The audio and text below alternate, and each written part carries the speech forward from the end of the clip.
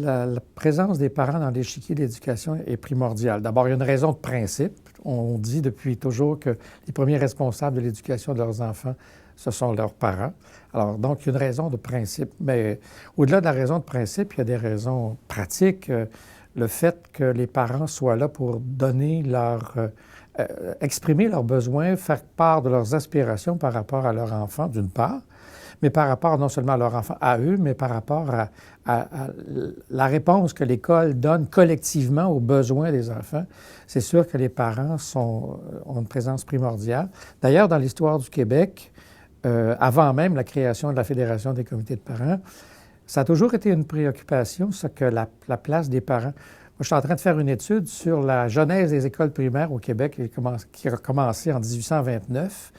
Et déjà, on a remis à l'époque aux communautés locales et, on le dit nommément, aux parents, la gestion des écoles. Bien sûr, ça passait par une formule un peu différente que celle d'aujourd'hui, mais ça passait par les chefs de famille. La loi dit les chefs de famille éliront les syndics d'école. Et parce qu'on disait, ça appartient aux parents de contrôler et de régir les écoles.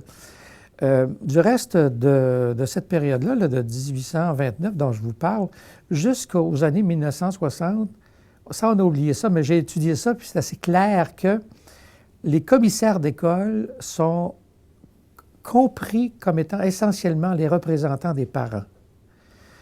C'est clair depuis 100 ans que c'est comme ça qu'on voit les choses, mais il y a eu une coupure dans les années 60 autour de cette question-là parce que la mentalité a changé à propos des commissions scolaires. Quand on a voulu promouvoir le suffrage universel, c'est le citoyen en général qui est devenu l'acteur des commissions scolaires, avec l'instauration du suffrage universel tardivement, là, en 1972.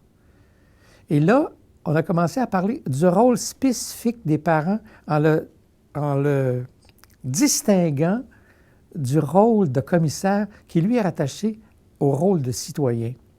Et là, on a vu les parents prendre plus de place. Et la première manifestation de ça, c'est en 1960, quand on a confié pour la première fois aux parents spécifiquement le droit de vote aux élections scolaires, en 1960. Avant ça, c'est les propriétaires qui sont les électeurs, seulement les propriétaires de biens-fonds, qu'on assimilait aux chefs de famille.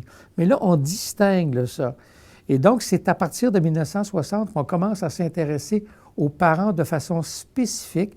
Et là, on peut retracer l'évolution de leur participation aux institutions, c'est assez clair. Par exemple, c'est en 1966, dans le rapport Parents, que pour la première fois, une commission d'enquête reconnaît le droit spécifique des parents de participer à la vie de l'école. Et là, il va y avoir une évolution rapide qui est peut-être intéressant de retracer. En 1971, il y a eu la création des comités d'école.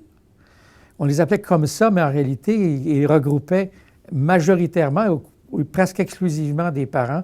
Il y avait le directeur et un enseignant là-dessus. On l'appelait ça des comités d'école. Mais c'était quand même majoritairement des parents et c'était fait pour les faire participer. En 1979, deuxième étape, on a créé les conseils d'orientation qui accordaient plus de pouvoir aux parents, qui leur reconnaissaient surtout des droits d'être consultés collectivement sur un certain nombre de sujets dont je ne me souviens pas, mais qui avaient trait justement, notamment à l'élaboration des projets éducatifs. En 1989, nouvelle étape, création des conseils d'établissement, où là, on établit un véritable partenariat entre les personnels de l'école et les parents. Mais une chose qui est très, très importante, c'est quand ces deux dates-là, et ça, symboliquement, c'est très, très important, je pense que c'est en 1979, pour la première fois, on a reconnu que les parents sont constitutifs de la vie d'une école. Il n'y a pas seulement... Avant ça, on concevait l'école comme étant l'affaire des enseignants, l'affaire de la direction. Mais non, dorénavant, on dit une école, c'est composé de ceux qui sont les premiers intéressés, les élèves, leurs parents, les personnels d'école et la direction. Le fait d'avoir reconnu les parents comme étant une partie intégrante de l'école, c'est une chose relativement nouvelle. Ça date du milieu des années 70.